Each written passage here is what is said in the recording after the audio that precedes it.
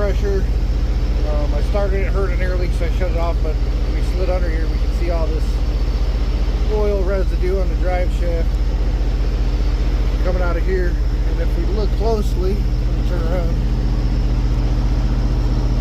see the gasket pushed out. So we're going to take this off, put a new cartridge on there, get it tightened properly. See the gap? So I don't know if they were messing with it or what the hell happened, but yeah, not super tight. So we're going to go ahead and change this cartridge. 110 of 25 is when it was replaced, so we'll go ahead and pop this off. But if these filters get plugged up, sometimes they'll blow the gasket out of them. Let's take a look. Yeah, not very good. This thing's showing signs of needing a compressor replaced. So let me get this new, grab a new one out of the truck, and then we'll go from there. Alright guys, I'll give you a peek of. There's an O-ring, it goes right here.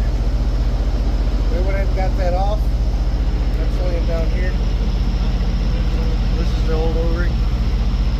We've got the new Wapco filter. Here's the part number if you own a Volvo. That's the Wapco OE part number.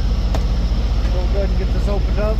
Put a little bit of lube on there. A little bit of lube on that this O-ring because it comes with a new one, as you can tell. And then we'll get it tightened up. We'll check this thing for leaks. We'll fire it up.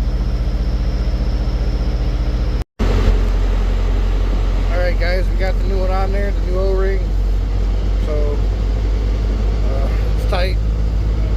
Can't tighten it anymore, so we're going to fire it up and see if this thing's still leaking or if it's going to purge properly. And always remember when you're tightening, a cross thread is a tight thread. That's a good rule to follow in life, so don't forget that one. So let me have to start it up and then we'll build air pressure.